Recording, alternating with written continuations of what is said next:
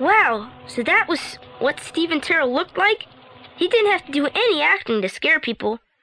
With that terrible scar and a bald head and those eyes, they would freeze a guy in his tracks. You're looking at the wrong one. Mr. Terrell is the smaller man, the one who looks so friendly and harmless. Him? He's the one who played all those ferocious monsters? The nice-looking guy? Well, apparently, off the motion picture set, Stephen Terrell was so shy because of his lisp, he could hardly talk to people. So he hired the Whisperer to handle all his business affairs. The Whisperer had no trouble getting people to agree to the terms he desired. I'll bet he didn't. He looks as if he would draw a knife on a person if anyone said no. If we can locate him, I'm sure he can tell us all we need to know. Look him up in the telephone books, Pete, while I phone for Worthington and the Rolls.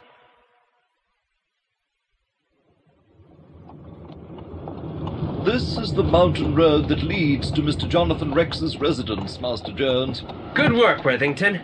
Thank you, sir. It's lucky for us that Jonathan Rex still lives in the neighborhood. Yes. And I have an idea. Worthington? Sir?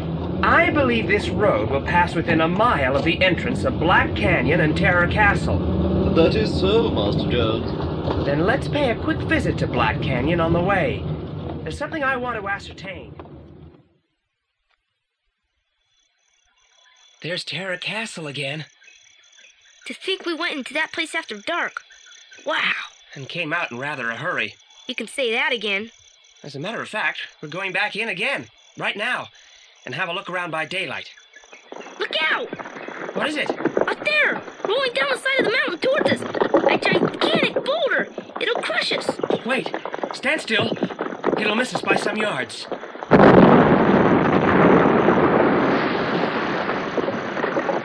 Gee whiskers! If that boulder had hit us, Terror Castle would have had some new ghosts tonight. Look! There's someone up on that slope hiding behind the bushes. I'll bet he rolled that stone down on us. If he did, we'll teach him better manners. Come on, Jupe, let's get him.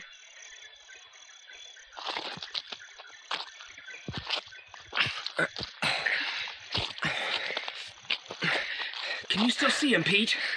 No, he must be hiding. Look, above us! The whole side of the canyon is coming down on top of us! Quick! Get into this crevice in the rock!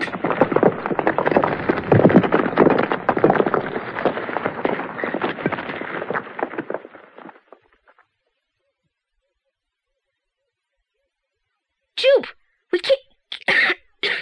Get out! We're trapped! We'll suffocate! Breathe through your handkerchief until the dust settles. Don't worry about the air. This crevice must go a long way into the hillside, so there's plenty of air in here for now. But our exit appears to be effectively barricaded. Even at a time like this, you use long words? Why don't you just say we can't get out? We're stuck. I won't say we can't get out, because that fact remains to be proved.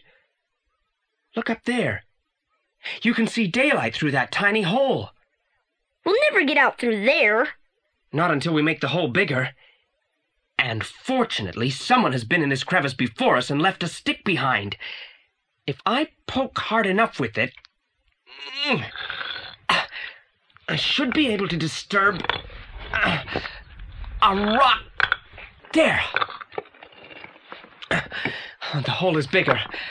A little more poking, and the hole will be big enough for us to get through. Jupe, you're a genius. Please. I simply endeavor to exercise my native intelligence to its fullest ability. Now help me enlarge this hole so that we can get out and return to Worthington and the Rolls and continue our journey to the home of Mr. Jonathan Rex.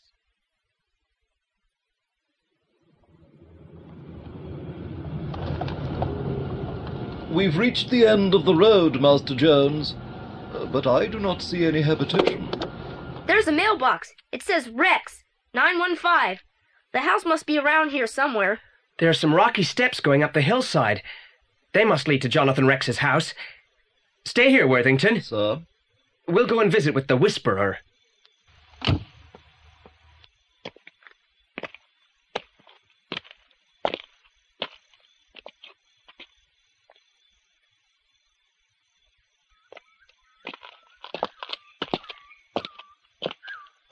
Gee, we've climbed a long way. What's all that noise? Birds. Parakeets. Look, by the side of the house. Cages of them. And look there, a man with a bald head. And a terrible scar. He's got an axe in his hand. It's razor sharp. Stand right where you are. Don't move a step. Do you hear? He's coming towards us. Stand absolutely still, boys. Don't move if you value your lives. Shoot! What do we do? He's going to throw the axe.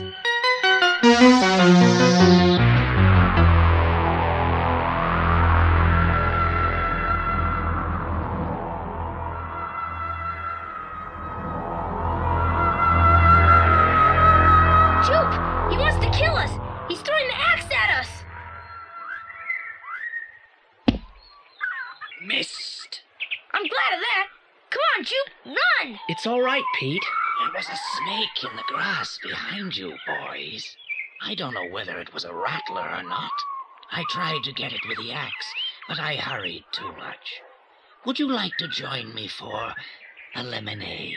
We'd be glad to, Mr. Rex. I've been cutting the brush along the hill.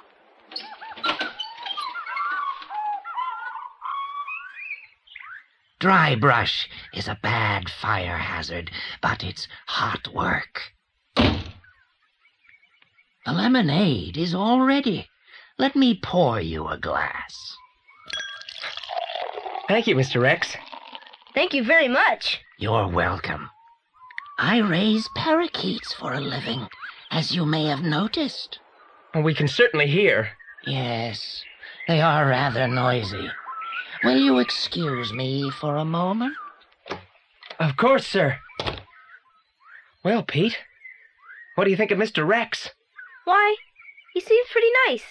I mean, after you get used to his voice. Yes, he's very friendly. I wonder why he said he was cutting brush with the axe, however. His hands and arms were quite clean. They would have had small twigs and bark on them if he'd really been cutting dry brush. But why would he bother to make up a story for two kids he's never seen before? I don't know. But if he'd been cutting brush for any length of time, how could he have a pitcher of lemonade with the ice hardly melted at all standing in here now?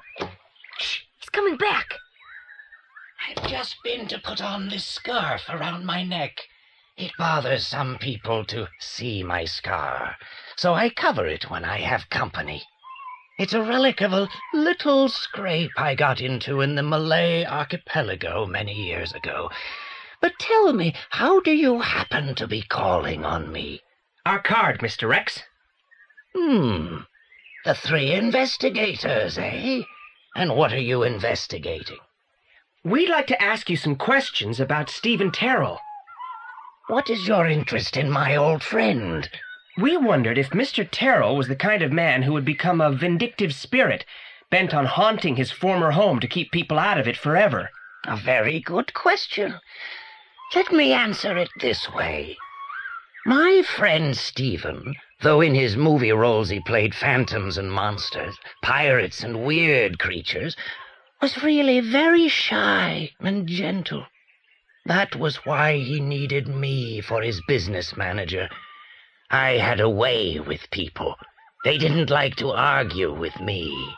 You understand? Yes, sir. That allowed Steve to devote himself to his acting. He enjoyed being able to thrill and scare audiences.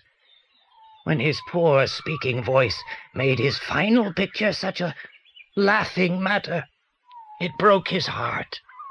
That was one thing he couldn't face. Being laughed at. Yes, sir. I know how he felt. I hate being laughed at, too. Exactly. For weeks after the picture was released, Steve wouldn't leave his home. He sent the servants away. I did all the shopping. The reports kept coming in that audiences shrieked with laughter everywhere the picture was shown.